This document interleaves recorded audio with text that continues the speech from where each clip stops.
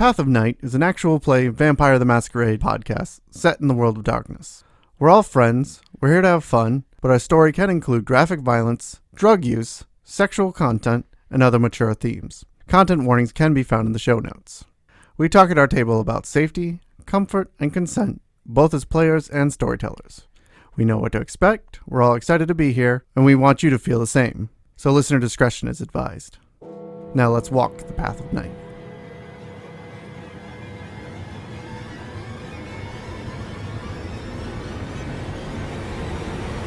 Last time on Path of Night, Miles promised Wynn that he wouldn't interfere with the Justicar binding Wynn into service.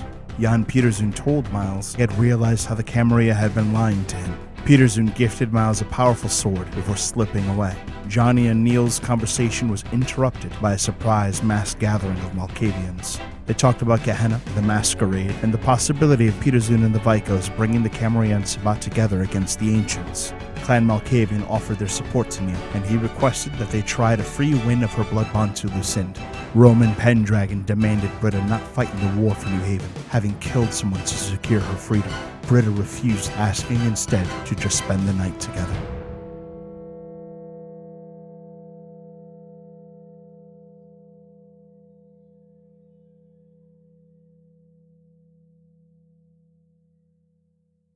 An alarm goes off. One that is pressed to your ear, that you have kept with you in the bed. And you wake up, Miles. Do you spend the point of willpower to awaken? Yeah. You look around, and the room is just about pitch black. Only the slightest, smallest rays of sunlight pierce the very edges of the massive curtains that blot out the sun. Knowing I don't have long, I will cut my arm on the sword that I am holding, and I will feed it to Wynn. Wynn is curled up on her side. She's under some blankets, but her face is probably poking out. She seems to sleep with her mouth just slightly open, maybe hoping for bugs or something. Who really knows? But with some aim, you're able to get the blood into her mouth. Unless I wake up at some point. Wynn feels cold, slick fingers press between her lips and starts to awaken to the taste of Vitae. Wynn, are you spending a point of willpower to wake? If it comes up the ferry, I'm spending the willpower. Coin toss it is. She spends the willpower. Your eyes open, and you can feel the hand pressed against your chin and the fingers delved into your mouth. Kabir, stop it. She's probably not super awake when she says that. And she blinks a few times and just starts pushing, slapping away at the intruding digits. I will do the command for drink, which I can do because I am touching her. You're using dominate as well? Roll it. Current willpower? My current willpower, I believe, is 4. 11 successes. So tell me, is this traditionally portrayed hypnosis where head empty just follows command, no recollection? Or is this, oh god, Miles just told me to do a thing and my body is compliant? It's, as they say, number 2. Drink. Wynn's eyes fly open wider as she bites down on his fingers and starts sucking the blood from his fingers. After a point of VT, I'm going to put her to sleep. 9 successes. Sleep. She falls asleep. Night falls. Miles, Wynn, you awaken to an alarm clock on the floor, and the two of you snuggled up very close in the bed. I believe it's time to get up. And Wynn's kind of realizes where she is and, on instinct, pushes herself away from him and jumps out of bed, still wearing her camisole and underpants. Eyes flying wide. What did you do? Miles, what did you do? I am taking responsibility. How? You said they would get hurt. I will be the one. Wynn glares at him, panicking, and clamps her jaw tighter. Miles, it's... The time for you to be responsible is not now.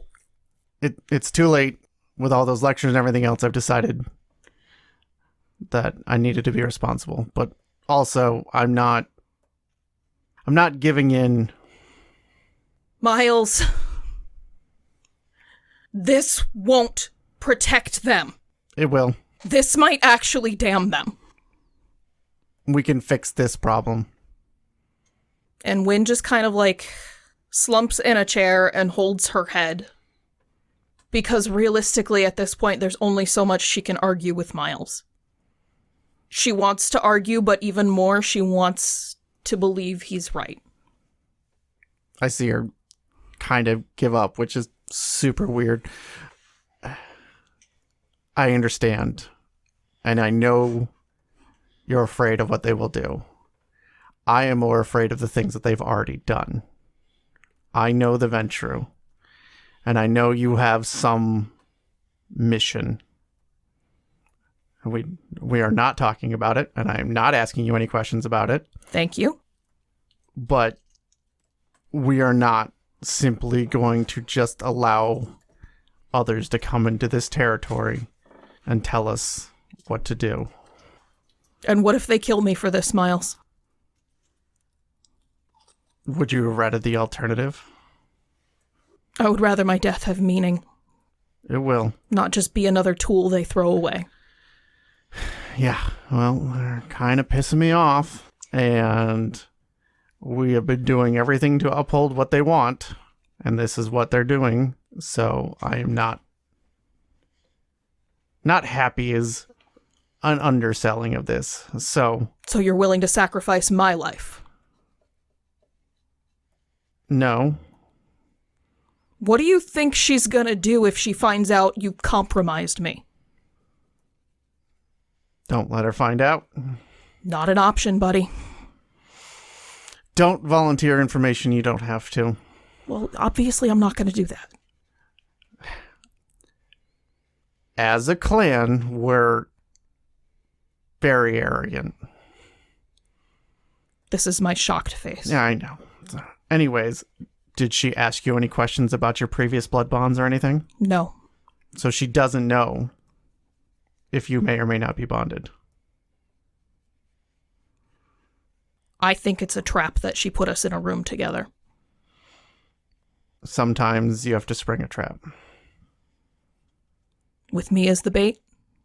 I'm pretty sure that I am still the person being affected here. Miles, I'm trying to put this to you delicately. You at least are regarded in the point that you have a target on you. They don't care what happens to me. There is strategic value in you. There's a value to all of us, and keeping this together, at least for the siege, is in their best interest, and they know it. That gives us time. Very hectic time, but it is a time, and it'll be our time.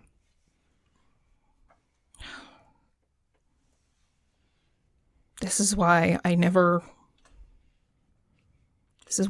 wanted to blood bond anybody. This is why I never did hard drugs, for the same reason that, like, I can't make my own decisions now. You think I didn't want to do this either? I don't even like using dominate on people that much. And now you've done both on me. Yes, I understand. I know. And they were not options I wanted to do. What's the closest blood bond you've ever had? Fully. To who? My sire. Did that wear off? Yes. How long did it take? Over a year. Wynn puts her head back in her hands. Her braid kind of slips off her shoulder, hangs down by her face. Miles, I cannot tell you what a desperate move this is.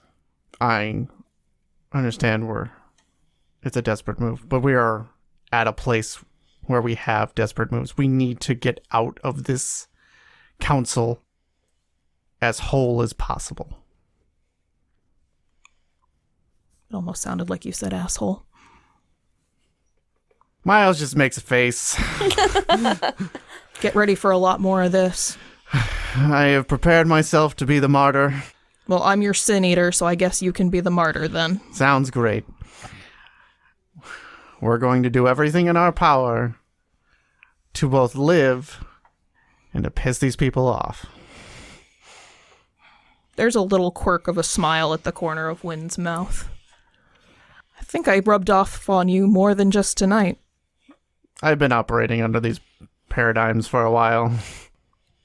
I don't like being messed with, and I don't like the people that I associate being messed with. I did tell you so. So. Glossing right over it. Perfect. Let's do this.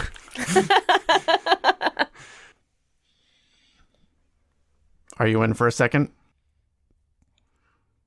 There's almost an itch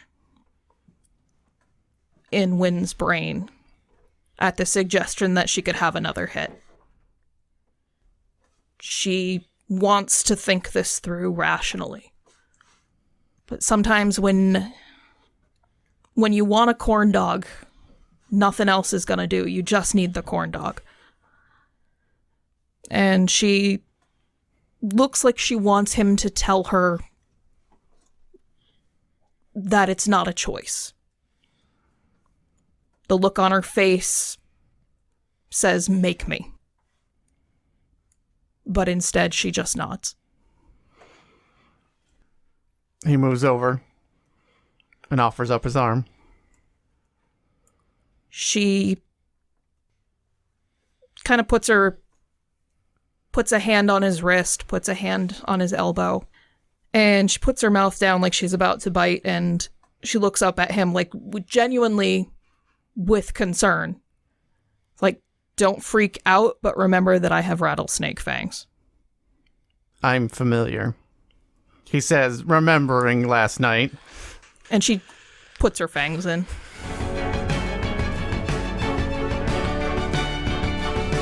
On the next night, those who are operating out of Pendragon's Haven, they're coming and going. There's equipment that's now being moved about. You start seeing more and more of these Brujah wearing tack gear. And Wynn, as you wander the hallways at this point, are you looking for anyone? What are you looking to do? Wynn's head is no longer really on straight.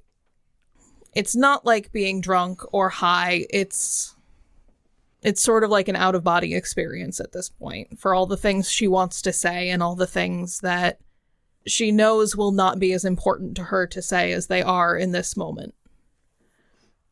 And she is keeping her eyes peeled for Johnny in that regard. Honestly, it's probably easier to keep your noses open for Johnny. Because wherever he is, there's a cloud of cigarette smoke nearby. And not unlike Toucan Sam, she will follow her nose.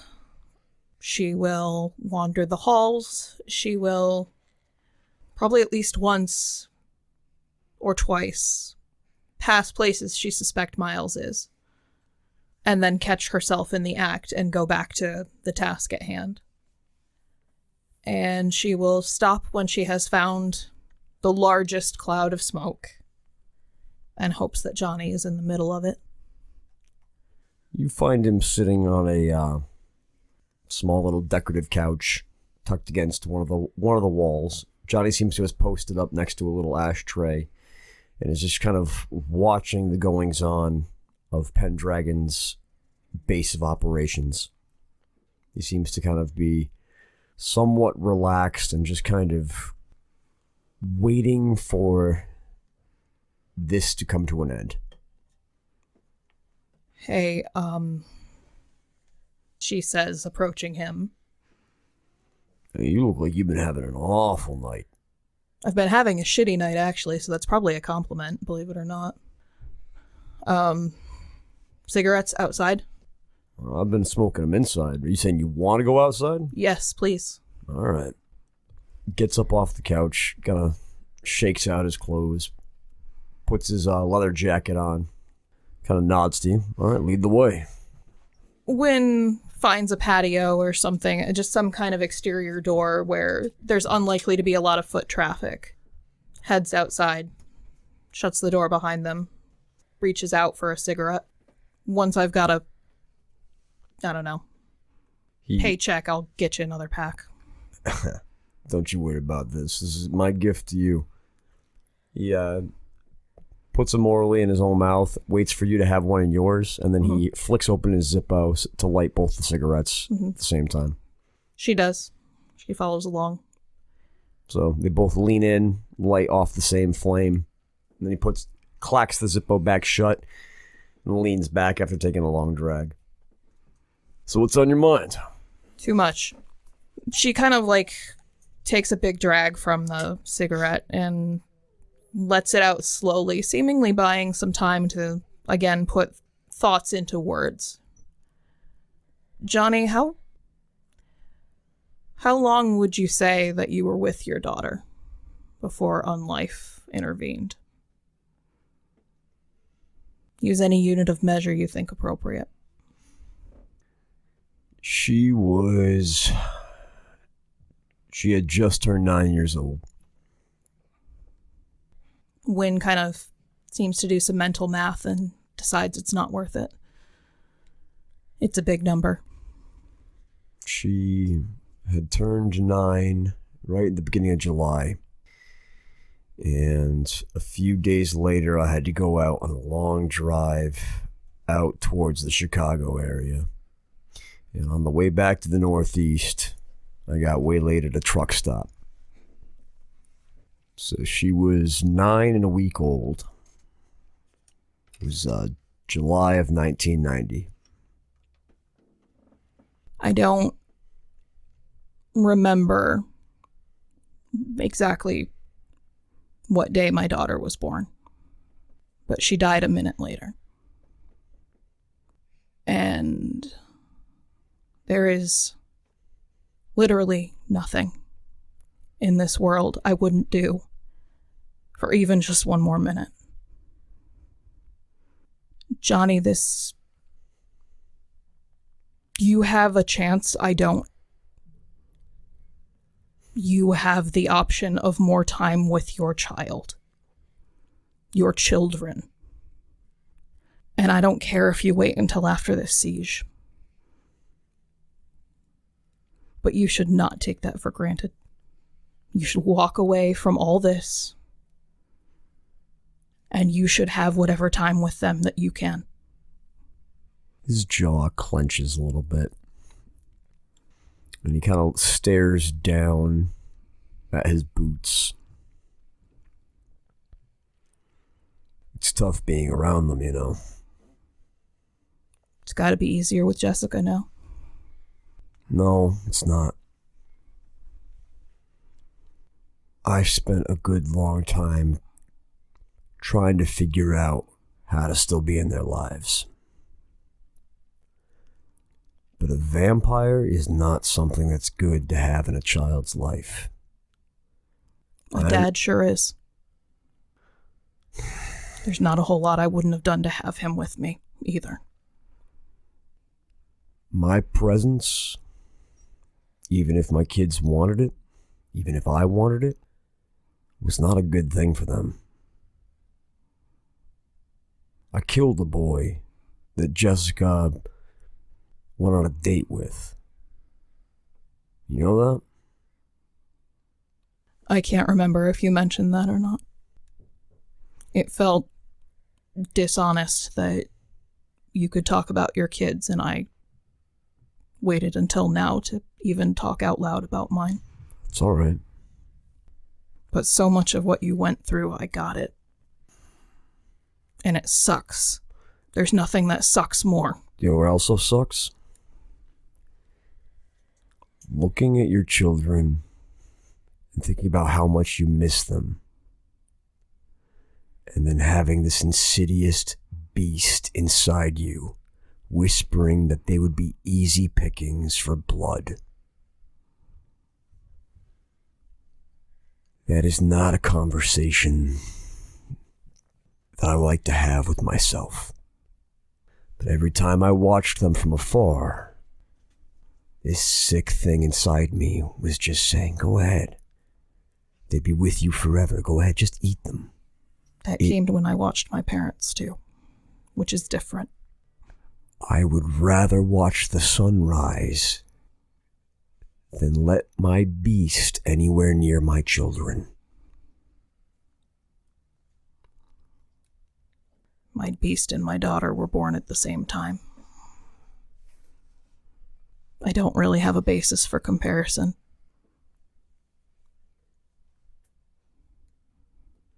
The man the Sabbat killed deserves so much more time with his kids, Wynn.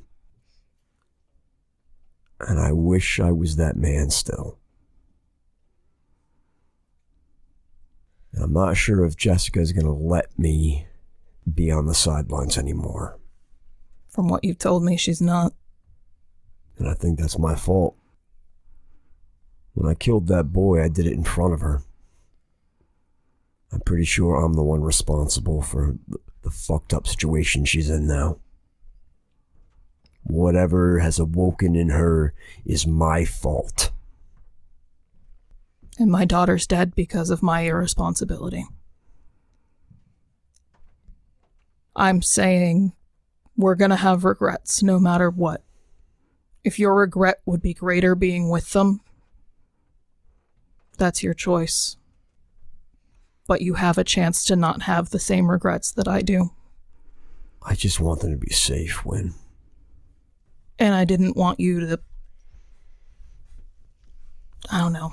I guess before I don't belong to this coterie anymore. How do you figure? She said so. Who? Her power.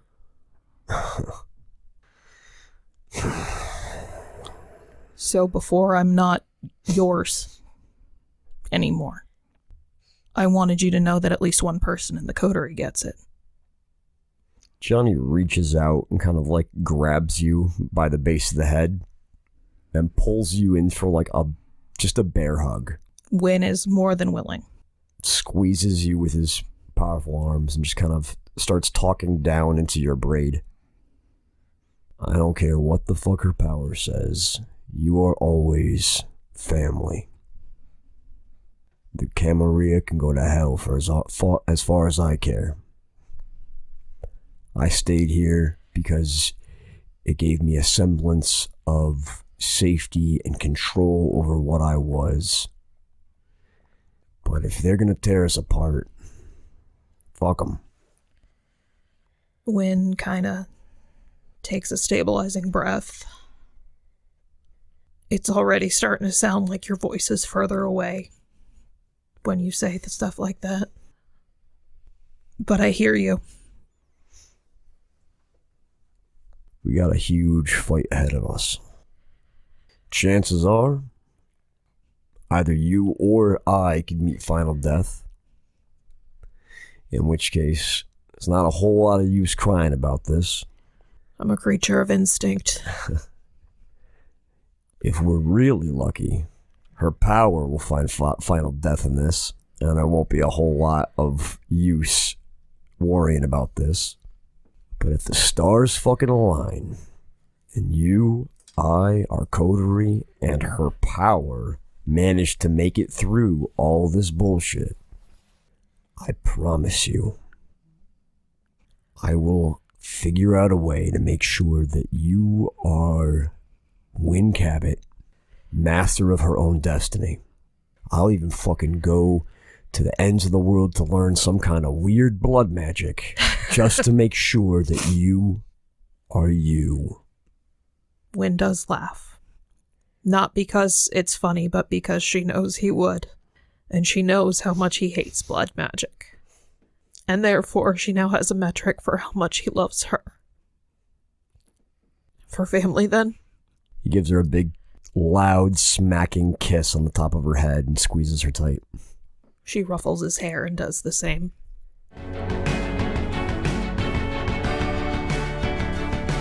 Britta's eyes snap open as a new night begins, and she channels the power of the blood to animate her corpse.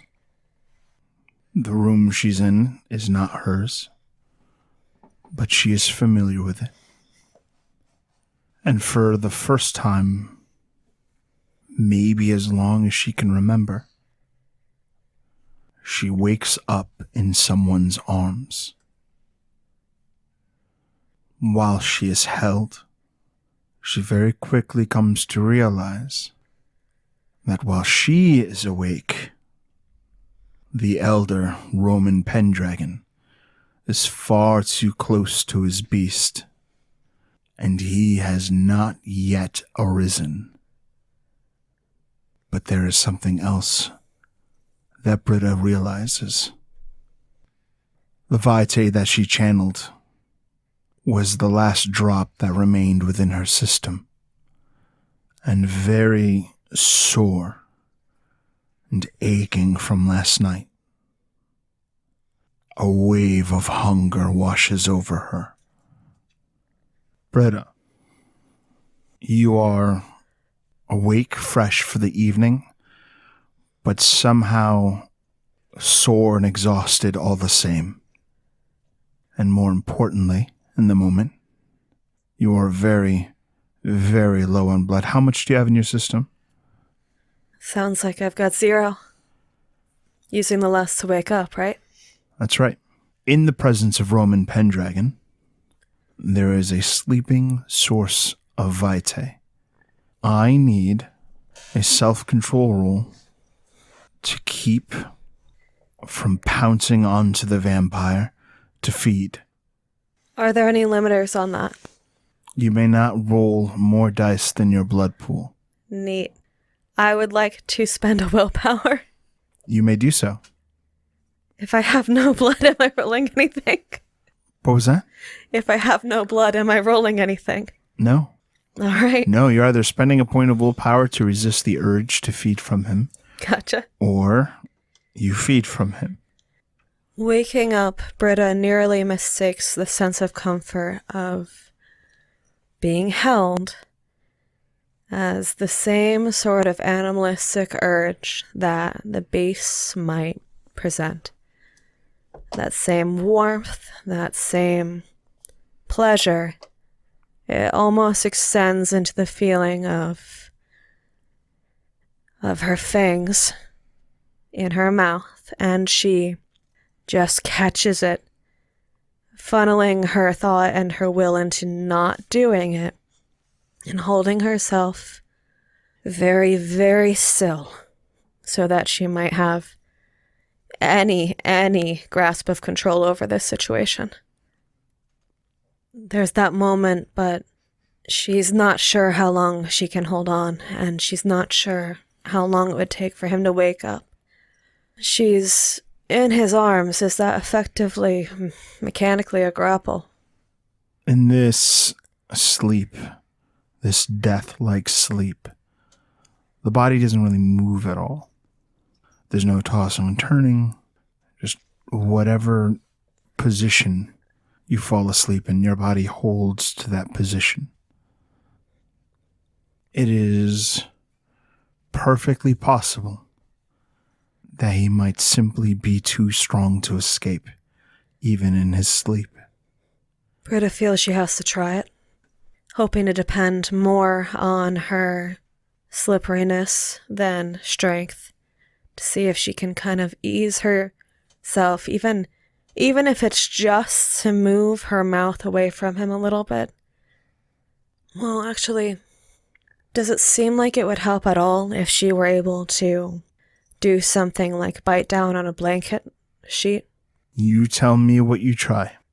She is gonna try to slip away. She feels she's too close to hold this back too much. Go ahead and roll Dex plus Athletics. Because you are entangled with Roman Pendragon, I'm going to have you roll a difficulty 9. Yeah, that tracks. It's a wash. You wiggle. You try to slide along his form to snake your way out of his grasp, and nothing seems to work. At that point, that would be when Britta would give up on that strategy and curl up tight, bite down on a blanket, and just try to tough it out. She does not have faith that she's going to be able to get out. How long do you wait in this state? I think the next impetus to change my decision would be the next wave of hunger. After about 10 minutes of this, and Roman still shows no signs of waking, the hunger returns. In that case, Britta will spend another willpower, and that's when she'll start to try to wake him up. She'll gently, not really trying to move his arm, but touching him in the way of letting someone know that they'd like to get past you. Say, Roman, I'm sorry to wake you. I can't. I really need to go feed. Just one eye opens in acknowledgement of what you're saying, and then a smile, subtle, like a half smirk, forms on his lips. And then feed, he dares. Last night, I think we already bonded to each other, didn't we? So what? Look, I don't regret it. I'm glad that we shared that, but I don't think I'm ready to bond further. He shrugs, he stretches. Very well then. As he stretches, you are released from his grasp. Britta gets up, immediately kind of putting herself across the room from him, holding on to herself like she's trying to hold back the beast inside of her, and trying to get a grasp on herself. Her mind is racing. She can't remember being hungry like this unless, the first night that she remembers, that would be the same level of hunger maybe, but last night, with everything that happened, she remembers the taste of his blood, and that just makes it even worse. Because that first night she was awake, she didn't remember what blood tasted like. She didn't know what her beast was urging her to do, and now she knows. Is it okay if I go feed? Go, he says, kind of sitting up in the bed and putting a robe on. And with that, she'll find something to throw on. Some clothes, and try to take herself as quickly and as straight as a line as possible to where she might be able to feed. With a click behind her, she exits the room. On the outside of the room, arms crossed and waiting for this nightmare to be over, is Maria. Seeing the expression on Maria's face and the way her arms are crossed, Britta just tries to circle round her, go past. She makes no attempt to stop you. And Britta successfully fair escapes.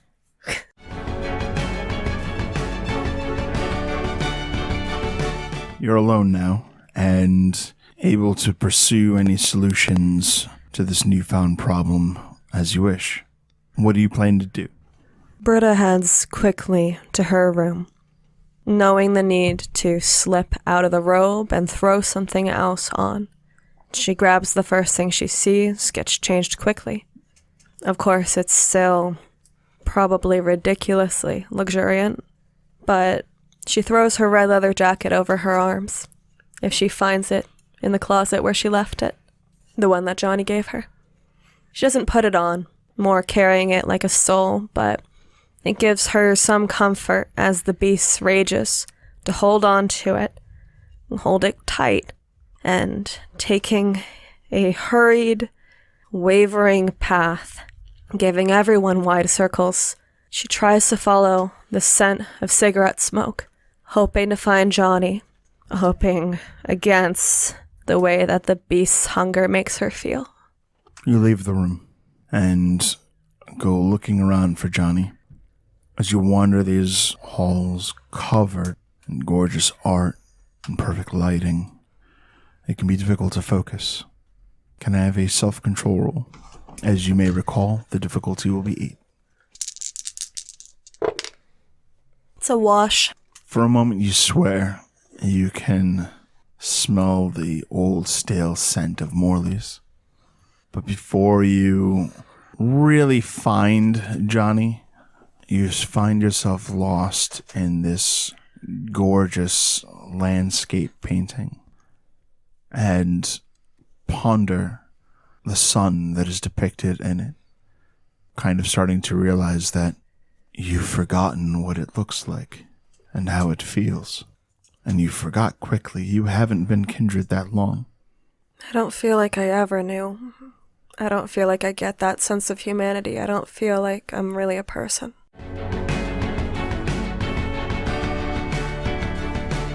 Johnny, you're out chain smoking. Things are set to be a pretty needlessly complicated night.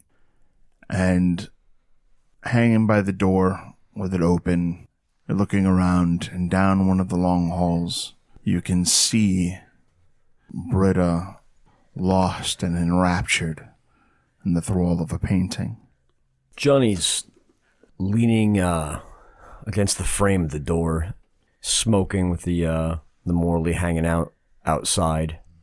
Little door to like a balcony or something like that, right? Little veranda. And he sighs, seeing Britta at the mercy of her clan's curse. Looks at the Morley, which is only 3/4 done, flicks it outside, starts walking down the hall towards her. He'll gently kind of sidle up next to her and put a gentle hand on her shoulder. Hey kid, you alright? When she doesn't respond, he'll shake her, just a gentle shake to see if he can kind of rouse her from... Britta is startled by the shake.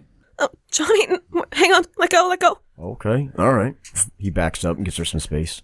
She can see that he's changed into fresh clothes, and it looks like he has healed the vast majority of the damage done to his neck, but there is still this horrible black purple bruise on one side of his neck where the skin has mended, but the damage is still trying to heal itself. Britta's clothes cover where the wound from Vital would be, but maybe she seems to be in less pain. It would be hard to tell, though, from the way that the beast thrums inside of her. You can see it hungry in her as she looks at you, taking a few steps back, focusing, trying her best to think and feel. Hey, Johnny, I'm sorry, I am... Good grief, kid, you haven't eaten at all, have you? Your tank's on empty, isn't it? Yeah, You're gonna hurt someone like that. I needed to find you because I wanted to make sure you could help me not bite someone or kill someone, and... All right. Calm yourself down. We'll find something for you somewhere for you to feed. Thank you. Johnny starts looking back and forth on the hallway to see if there's any attendants or ghouls or anything. I haven't seen anybody. Neil! You can see Johnny stiffen and tell that he is holding back a thrashing fist at the appearance of someone behind him. Neil. Sorry, you weren't in the room this morning, and I went looking for, I don't know, we could go back down to the room where we fed yesterday. Although, Britta, you ate yesterday. How are you this hungry? Look, Wynn gave me a good talk about how things would go, and things went well, but I don't know, we went... She's hungry, that's all. Okay. We gotta figure this out. She can't be the way she is right now. No, let's go down. He didn't give you anything? He didn't give you anything to... No, okay, look, and Britta is going to activate double talk. So while the outside world hears Britta speaking about how she's really sorry and she should have kept better track, and she really is very grateful that she can come to you for help in this kind of situation, what her intended hears is, look, me and Pendragon, we did end up together last night, and it went well. I just, things kind of got out of hand, and then we ended up bonded to each other, and I did feed, and it just kind of kept going, and, I guess I lost track. Who hears that? You and Neil. Johnny kind of puts up a hand, and he kind of nods. That's fine. We just got to make sure we're feeding you now. All right? Yeah. In the state you're in, Johnny seems cool and collected. Neil. Yeah.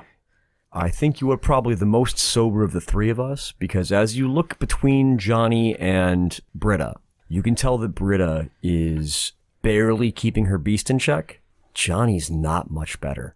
She's probably on an empty tank. Johnny might only have a few vitae holding his beast in check himself. Look, Pendragon said I could feed off of him, but I didn't think that was a good idea to get double already, and I remember how that felt with Rollins, and I know that Wynn is already at risk, and... You're making good choices, Britta. Yeah, no, it's good. We're good. Jesus. I gotta get back to my... Neil? Worry about that later. Yeah. Find somebody now. Let's all walk together. We are? I just need you. I'll listen for something, or let's head back down to that weird feeding room he's got. Heartbeats, preferably. Well, yeah, that's kind of what I... Johnny, I don't have a lot of strength in me to keep not hurting people. You're not gonna hurt anyone, girl. Don't worry about it. Please stop me. Nothing to stop. You're fine. As Johnny says that, his words are punctuated by the arrival of a gentleman in a red coat, very clearly a member of Roman Pendragon's army. Kindred? Kindred. Okay. Apologies for the interruption. His Grace, Roman Pendragon, requests your coterie for a meeting. Oh, is it time for the War Council? The nature of this meeting is not to be discussed Okay. to anyone outside of your coterie. Are refreshments being provided?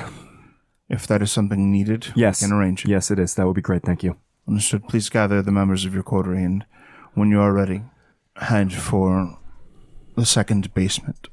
Okay. Second. Great. We'll go to the sub-basement. I will wait for you by the elevator. When you're ready, I'll bring you down. Elevator. Perfect. Great. Thank you. Great. And so long as there's food there, let's, okay. He gives a curt nod and heads over. New plan. Let's find Miles and Wynn. Has anyone seen them today? Yeah, I was speaking with Wynn earlier. Okay.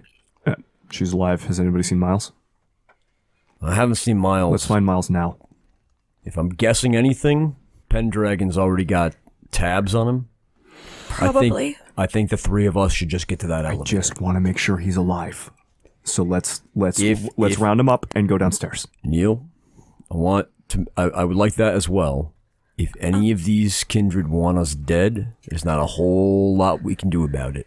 In double talk, still, as if she's still talking about, all right, well, I there does need to be refreshments there, is what the outside world would hear. But to her coterie members, Britta says, someone did die last night. I don't know who.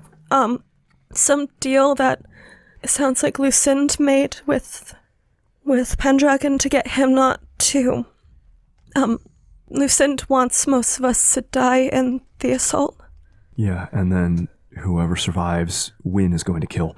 So, we need to make sure that... Johnny gives you very troubled eyes about that. Yeah, I sort of talked about that, but we had a lot to talk about. But right now... Food, please.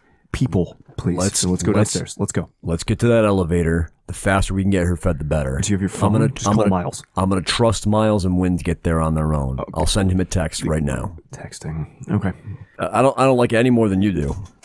Well, I hope they are both alive. Let's move. There's no It wouldn't have been them. Keeping our captors waiting. It wouldn't have been them. No? No. Why? Because, honestly, it seemed like Pendragon felt like he could kill Miles later if he needed to. He can. It doesn't... Well, we'll cross that bridge when we get there. We'll cross all of these bridges when we get there. Let's just go to where we need to go. Send that message to Miles. Somebody call Wynn. I'll call Wynn. And okay. Let's worry about us. I think Pendragon's people are going to round up the rest of our coterie. Yeah, let's go. Johnny moves Britta along in a way where he's kind of just trying to take some of the... He's letting her kind of like fixate on keeping her beast at bay and helping just guide her in the direction they need to go so that she doesn't have to think about multiple things at once. If Johnny seems open to it, he might, if he seems accepting of being Britta's guide, he might see Britta squeeze her eyes shut as she walks past particular art, tighten her grip on the jacket that he gave her that she's recovered, and let herself be guided there.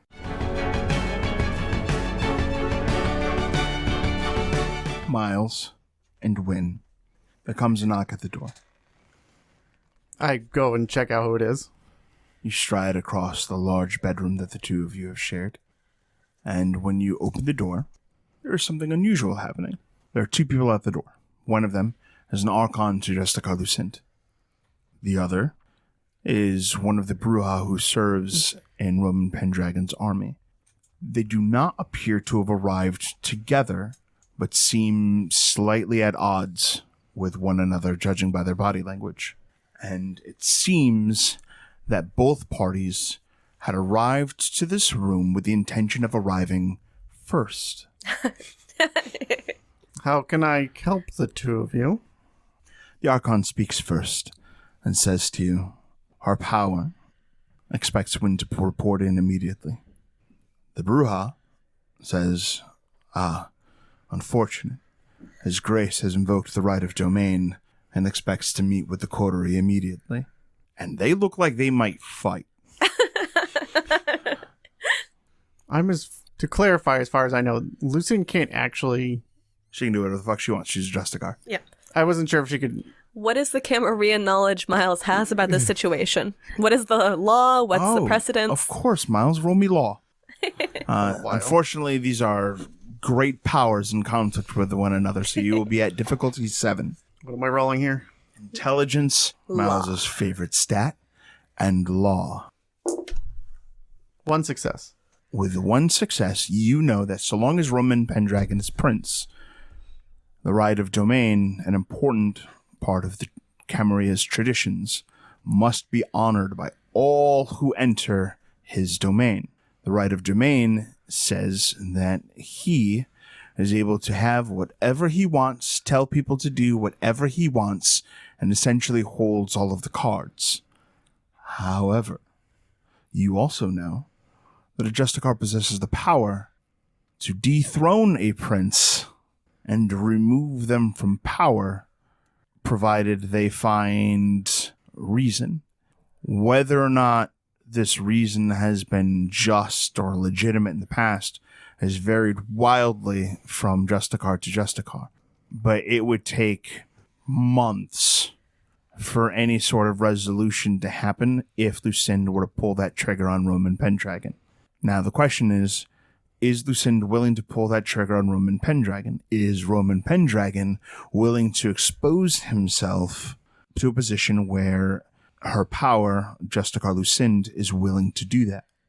And above all of these things, are they willing to have that conflict at a time like now over the two of you? The answer to that is yes. In the heart of Roman Pendragon's domain, no less. That's right. His literal haven. Yeah. Does Lucinda have the gall to tell Prince Roman Pendragon what happens and does not happen in the heart of his domain. I look at the Archon after this is delivered, and unless there is something that I'm not aware of, you're aware of the law that I must follow in this part, and if you will want to impart any new information to that, but otherwise we will be going to meet Prince Pendragon. Respectfully, Your Grace, you will be going to meet Prince Pendragon. Archon Cabot has a responsibility to our Justicar, and there is no prince who can stand in the way of that. Wynn gives a very long-suffering sigh from inside the room, and there's the sound of a book closing. And she is dragging herself to her feet, like this bullshit again, plain in her body movements. And she comes to the door, straightening herself up as she walks, and looks to Miles. I want to go with him. The Archon. Yep. Hopefully it'll be quick. Figure out what to do about me while I'm gone. See you soon. And she looks at the Archon. Was it someone from the car? Yes. Okay, which one? It is Red Death who is present and collecting you. All right, red balloons, let's go. There's this thin smile. This way. They turn and go. She looks back to Miles and says, I'll go right, you go fuck yourself. And turns back to the Archon. Miles just looks mystified and just goes to put his sword belt on. I belt on the sword, put on the new clothes that I had delivered along with my ghouls, and head off with this, it's not servant, I guess, member of Pendragon's army. Miles is escorted to the elevator where other members of the Coterie are already waiting.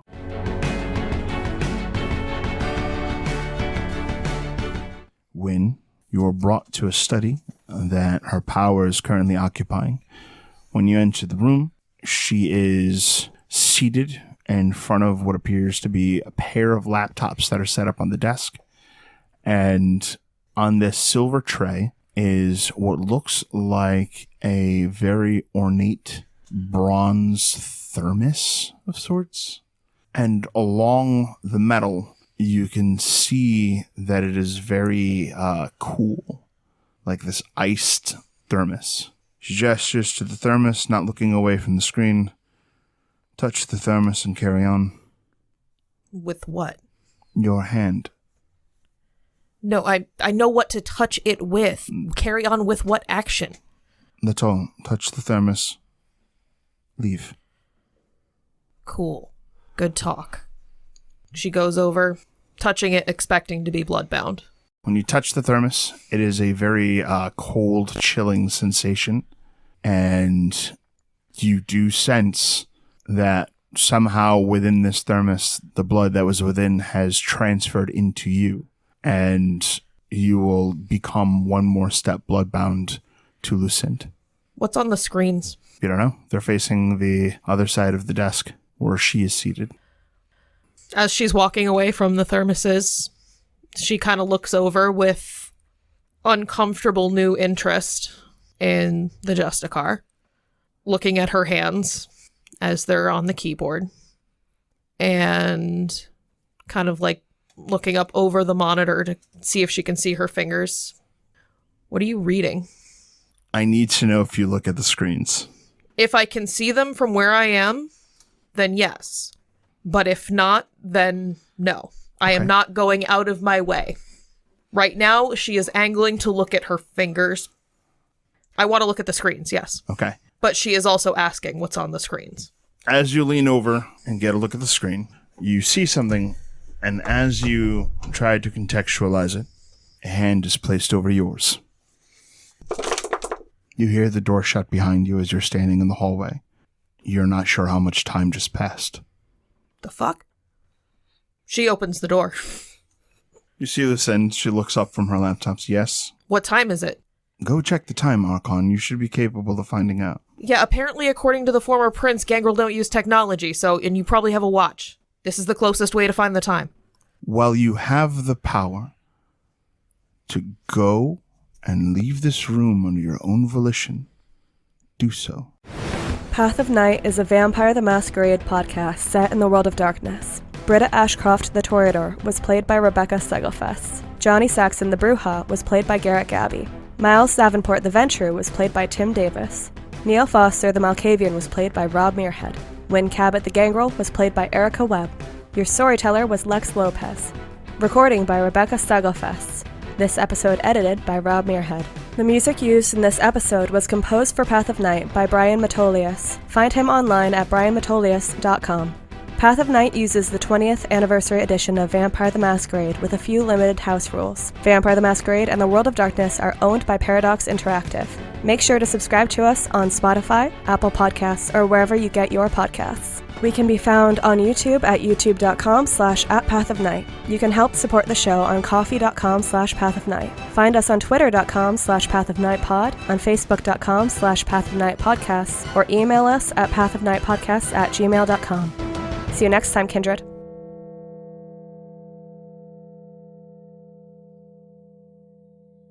Just to clarify, you've got your 2 fingers in her mouth and now you're dominating her. Oh, the fans are going to love this one. I'm sealing the deal, thank you. All right, I think